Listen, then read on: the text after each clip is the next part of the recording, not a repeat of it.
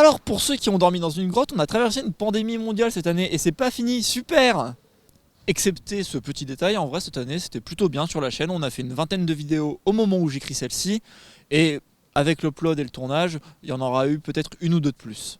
Franchement, 2020, pour ma chaîne, si on met tout ça à mon échelle, il y a eu de très très bonnes statistiques comparées aux autres années.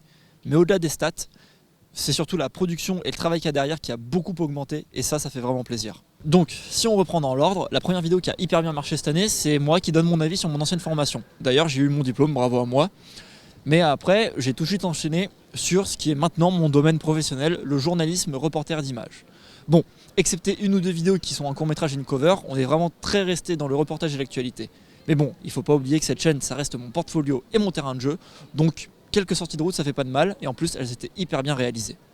Il y a eu beaucoup de vidéos de manifestations sur la chaîne cette année, parce qu'il y a eu beaucoup de mouvements sociaux, comme Black Lives Matter par exemple, ou plus récemment, les manifestations contre la loi sécurité globale.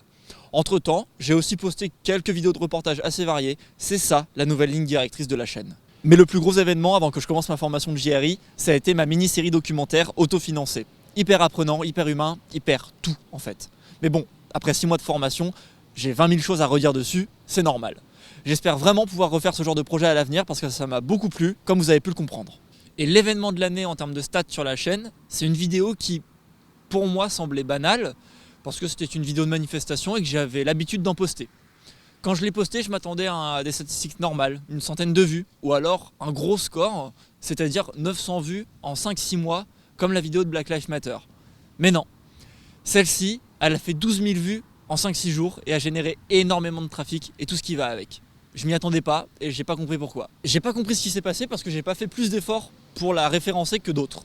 Mais au-delà des stats, ce que ça a fait, c'est que ça m'a beaucoup encouragé et ça m'a fait dire qu'au final, je fais peut-être pas du si mauvais taf que ça. Donc franchement, j'ai vraiment envie de poster encore plus régulièrement des reportages et de l'actualité. Maintenant, si on parle autre chose que de ma chaîne, mais quand même de ce qu'il y a autour, on peut parler de ma bannière qui a enfin été refaite. C'est une graphiste dijonnaise qui l'a réalisée. Son Beyoncé est dans la description. Donc maintenant, il faut aller me follow sur les autres réseaux sociaux pour la voir. Après, si on parle d'autres choses, comme par exemple des miniatures, j'ai enfin pris le temps de toutes les refaire et de toutes les harmoniser, parce que franchement, on va pas se le cacher, c'était moche. En résumé, on peut dire que sur la chaîne cette année, il y a eu beaucoup plus de contenu, et surtout avec du fond et de l'engagement. Ça m'a fait rencontrer beaucoup de monde et fait beaucoup apprendre. Et c'est ce qui me fait dire que le vidéojournalisme, c'est un beau métier et que ça fait que commencer. Plus de vidéos travaillées, une harmonisation visuelle de la chaîne, un site web en préparation, mais bon ça je vous en parlerai dans une vidéo dédiée. C'est le résumé de l'année 2020 pour moi. On peut dire que c'est un peu l'année de la maturité. J'ai honte de cette phrase. Vraiment, même si je l'ai écrite, j'ai honte de cette phrase. Hein. C'est un truc de fou.